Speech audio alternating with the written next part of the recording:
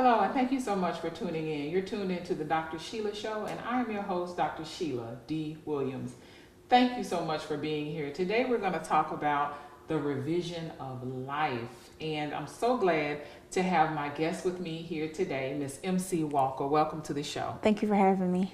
I'm glad that you're here because I think you're the perfect person to talk about this topic with us. Instead of me reading off your bio, I want you to please go ahead and introduce yourself and kind of tell us who you are and what it is that you do. Okay. I'm MC Walker. I'm an author, playwright, director. I create content that empowers women to live full and purposeful life. I'm just a visionary, a creative. I like to go and do it, whatever comes to my spirit. Amazing. I know that you're very humble. She does amazing things. She's already done amazing things. She's currently in the process of doing amazing things. So we're going to get a little bit deeper into that today. But before we get into that, I want to ask you from a personal or professional standpoint, maybe share with the audience something that you have gone through that was maybe a challenge or an obstacle in your career, or even personally, if you'd like to share, and kind of tell us how you were able to get past that to where you are right now. Absolutely. I think one of the major things that I had trouble overcoming was definitely my self-worth and knowing my value, and that reflects in my personal and professional life. A lot of times I would just shrink back and allow opportunities to just slip through my fingers because I was too afraid of pursuing new things or trying new things or going out for what I initially want in my mind, but I would talk myself out of those things. Right. So it was just a confidence building opportunity for me, a lot of things that I wanted to desire to do. So that would led me to initially start writing more and just realizing that I have a voice, understanding that voice and empowering that voice and sharing that voice with so many people that way gave me my own self-confidence to just be comfortable in my skin. Right. I'm glad that you shared that because I believe that there are so many people out there who perhaps feel that way, from clients that I've worked with and individuals that I've coached and even just, family and friends that I know. I think we all have had that experience once or twice, and some have dealt with it even more stringently than others, and some may be perhaps watching right now who are going through that. Right. So let me ask you a little bit more about you and your plays and your books. Kind of tell us how you got into that and a little bit more about the message that you portray when you write or when you are conducting the plays. Absolutely. I mean, whatever I do, whether it's a podcast or a play, a novel, a book, a self-help, anything of that nature, is to empower women, is to give voice to who we are, to empower women to self-love first before we attempt to love others. My first avenue that I explored was definitely writing because I always gravitated towards reading books. And reading books allow my mind to explore and go on these wondrous adventures of just envisioning things for myself. And is that possible? Can I do that? And I took all those yeses and put action behind them. And it just allowed me to explore, not say no. There's no limit to what I can do. If there is no walls, no barriers, it's either I can do it, I'm going to try, I'm going to push forward, and I'm going to learn the process. And even though I was, I had my own things to overcome and accomplish, it just made me stronger in the process of who I am. Right. So, starting from writing books to blogging and then creating content and then podcasting and writing plays and being a director, all those things have encompassed of who I am, and it just says I love myself. I want people to be enriched in loving themselves as well, especially women. I love it. It's absolutely amazing that you're doing all of these things. I wish that more people were doing them, but I'm glad that you're doing it. Thank you. And I know that it is resonating and it's providing a positive impact on those who either read your book, get involved in the plays and see the plays. Speaking of which, I want to ask you more specifically about your role in Queen Sugar, and that just jarred my memory because MC is very humble. So she is very, very humble, and although she's done amazing and still is doing amazing things, she's very humble and very modest. So how do you first of all tell us about your role in Queen Sugar, and then tell us how do you remain humble even though you have all of these accolades and things that you have accomplished? Well, thank you. I think the Queen Sugar was just a very life-changing, life-altering experience for me. I definitely was not expecting. I was just a viewer as well as so many millions of other people, but I just, you know, put my voice out there, and it just caught on to those in the universe, and of course on Twitter, etc. And the opportunity presented itself to provide my feedback of how I'm connecting with the story on the show. I'm connecting with a black narrative of a black family, the struggles of what that family is experiencing, but that family is also trying to come together and grow and hold a family together. And that's something that I really relate to. And I also relate to the female narrative, and also behind the scenes of, it's on Oprah Winfrey's network. It's directed by Ava DuVernay. Those are things that I immediately connect with. Right. So once I got an opportunity to share my viewpoint of how I feel about the show, it just went from just ground all the way to the sky, from just doing the commercial, meeting the cast, meeting Oprah, receiving her gratitude of just someone as humble as myself and just, you know, down to earth as myself, but contributing to a larger organization or a larger picture, and allowing her voice to be explored. It was just groundbreakingly magnificent for me. And to answer your question about me remaining humble, I guess even when I did the commercial, I didn't think of it as a ego fulfilling need. It was just, it's a great opportunity. I'm going to take advantage of it. And then as it goes, I'm just going to still remain humble. I think my humility comes from overcoming so many trials and tribulations through my lifetime that whenever a beautiful opportunity presents itself, I receive it as it is and don't allow it to shake my core, because my faith is still within me, and I don't want to allow anything to overshadow that. Right. Thank you so much for sharing that. I'm glad that MC is here. MC Walker is here as my guest today on the Dr. Sheila Show. We're going to take a quick break. We're going to return. We're going to continue our conversation with MC. So please stay tuned here on the Dr. Sheila Show. We'll be right back.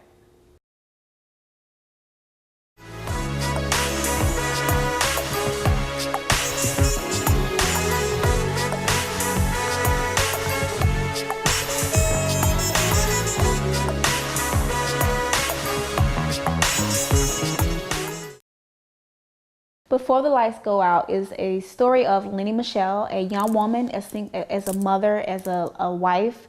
She is telling a harrowing story of her issues of domestic violence with her current partner, who is going through trials and tribulations that they both are spiritually conflicted. So Before the Lights Go Out will be a male and female perspective of what domestic violence looks like, bringing awareness to the issue and provoking those in the audience to be provoked to action.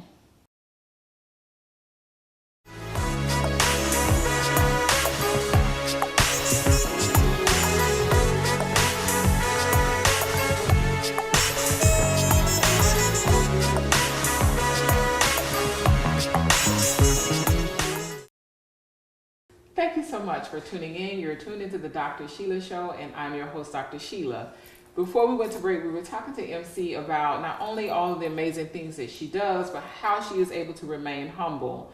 So I'm glad that you went into that and remain, you talked about being able to remain centered and, true to who you really are, regardless of all the accolades and all of the accomplishments you have. And I think that's very important.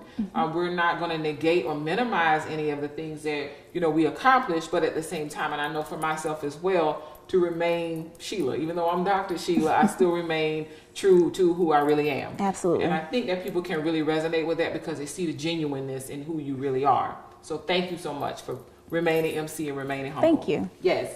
I want to talk about one more thing. Okay. And tell us a little bit more about that, and then how it became Baby and all of that. Tell us a little bit more about that. Okay. Well, One More Thing is my first self-published novel that I put a lot of hard work behind. And that eventually developed into me writing my first stage play. One More Thing is the concept of a young woman, as like myself, pursuing her dreams and going for her goals, but she doesn't have the support system that she would desire from her friends and family, but she still goes out on a limb and take that step of faith to just pursue her goals. And of course, along the way, she meets someone, they fall madly in love, Right. but of course, things don't necessarily go that way that she desires. Right. So fast forward 5 years, she meets someone who is presumably perfect, godly, well-established, family-oriented, things of that nature. But in the end, as a result of that relationship, she doesn't still feel fulfilled. That person is not supporting her vision for her life. So in the end, it becomes an internal conflict for herself. Am I fulfilling who I am? How do I fulfill my desires and still maintain who I am in a relationship? Okay. So as an end result, in the conclusion, the young woman usually, she decides to love herself first, because that still goes back to what I hold dear and true to myself. You know, I firmly believe you can only love God first and then love yourself, and then you have the ability to love others. Right. Definitely. So that was the birth of One More Thing, which led to the stage play, Baby When I Used to Love You. Baby When I Used to Love You. I love that. Thank you. So tell us about that process. Going into that, it was new for you, right? Absolutely. Baby When I Used to Love You. Tell us about that process and how perhaps it was obviously very fulfilling and very rewarding, but I'm sure there were some challenges that you faced along the way with that as well. And you're also working on a play right now as well. I am working on a play. So tell us about that whole process and how it goes. I mean, I think, it definitely was a process because it was definitely unfamiliar territory. I'm just the person behind the scenes. I'm the one that was writing it, but putting on a writer's hat, director's hat, producing and acting in the play definitely allowed me to earn my chops, so to speak. It definitely pushed me outside my comfort zone. And a lot of times I found myself asking God, is this really for me? Is this confirmation? Am I moving in the right direction? But I'm a firm believer because I know that if God gives you something, he gives you a vision. He doesn't necessarily you don't have to have the budget to fulfill that dream or that destiny. So all you have to do is continue to have your faith. And my faith was constantly being tested. But even through that process, I never allowed that dream to go away. You know, even the people were saying, it's not the right time. It's not the right this, the right that. I held true for what I knew that God had confirmed within my spirit. And that was so powerful for me to just keep pushing that forward. And I always believe, you know, if it's an assignment from God, it's something that you should be giving birth to in this life. Yes, most certainly. Thank you. Thank you. And with your play that you're currently working on right now, can you tell us a little bit about that and what inspired you to do this play? Absolutely. My current play is titled Before the Lights Go Out. It's a story of domestic violence, which is something that I personally experienced in my lifetime, in my marriage. But it gave me courage to walk away. And I know a lot of women don't have that courage or have the know-how or the insight to walk away from domestic violence or domestic violence situations. We presumably are more comfortable in unhealthy relationships because that's what we see and hear and experience, but we don't recognize a healthy relationship. So I wanted to do a story of domestic violence, but I wanted to tell the narrative of a male in a domestic violence situation as well as a female in a domestic violence situation. And I want to just see people to explore both narratives, both perspectives, and just in like that flame of being more aware of how it happens and why we're in these situations. Definitely. Thank you so much. Thank you. And I'm glad that you're doing that because sometimes we forget about the fact that men are victims of domestic violence as well. We sometimes forget that male children, boys, are victims of molestation or sexual abuse. Yes. So it's very important to, as well, although they are not the majority, it's very important as well to remember the males experience these as these things as well. Absolutely. So I'm glad that you're doing that. I want to talk to you a little bit as well about you as an author. Okay. Can you kind of tell us about how you got into that and what inspired you to first start writing? Absolutely. I've always been I used to be, I always gravitated towards books because I always was a very shy spirit or more so of a wallflower. So I always found myself gravitating towards just novels and reading. And I just found myself at a crossroad after high school, following my heart, my intuition of I'm in a relationship, so this is the next step. Of course, that was natural and fun, but I found myself at a career complex. Where do I want to go? I don't really want to do this school route. Okay. So I just stuck with my gut intuition, writing books, and I wrote my first novel on a computer, and then of course I went through rejection letters and things of that nature, and someone told me to start blogging and things of that nature, and it just really, I'm a very ambitious person, and I don't give up on anything, and if it's in my spirit, I'm definitely going to see it all the way through. Thank you so much. We're going to continue our conversation with Ms. MC Walker. Here, as you can see, we're having an amazing conversation with her as she's sharing all of her expertise and her insight here on the Dr. Sheila on the Dr. Sheila Show. So I want you to please stay tuned as we take a quick break. We'll be right back.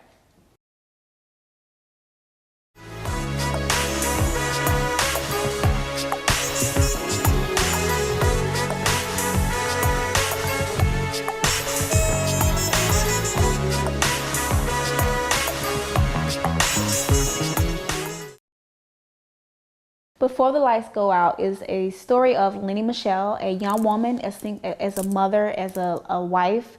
She is telling a harrowing story of her issues of domestic violence with her current partner, who is going through trials and tribulations that they both are spiritually conflicted. So Before the Lights Go Out will be a male and female perspective of what domestic violence looks like, bringing awareness to the issue and provoking those in the audience to be provoked to action.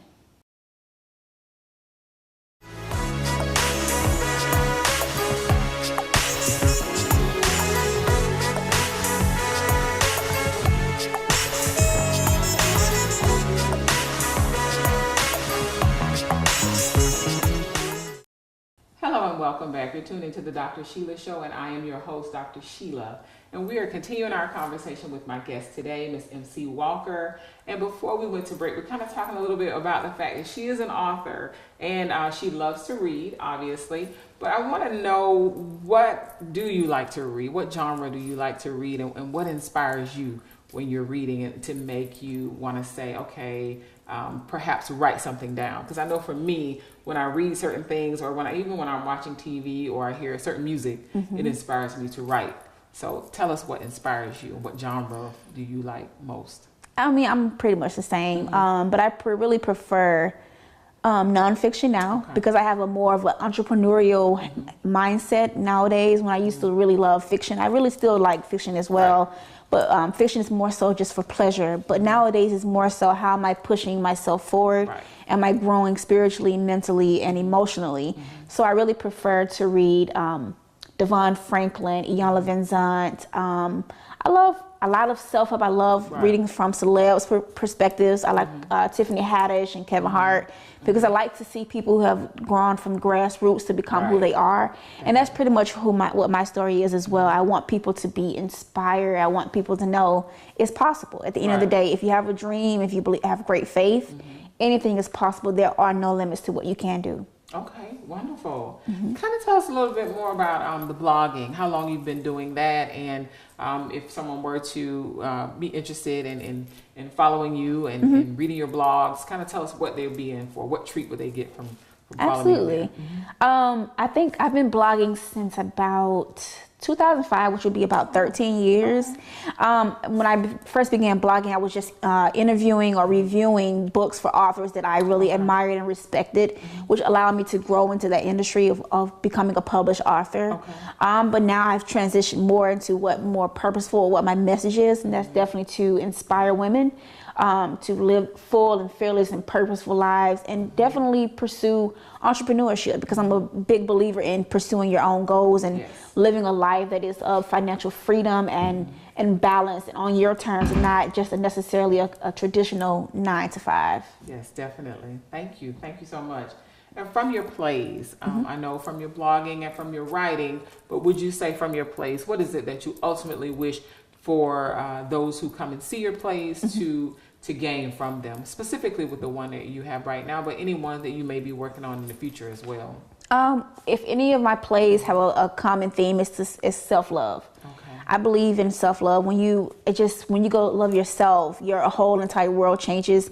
You believe in yourself, you believe in your dreams, you believe that it's all possible, and you believe in a higher purpose. And once you have that conditioning of your mind, nothing can negate that. You don't see negativity. You don't even believe in failure. It's not even, everything is an opportunity. It's a lesson to be learned. And that conditioning of the mind pushes you forward, and you just learn to love self, and you love who you see in the mirror. So that's always my current theme in everything that I do.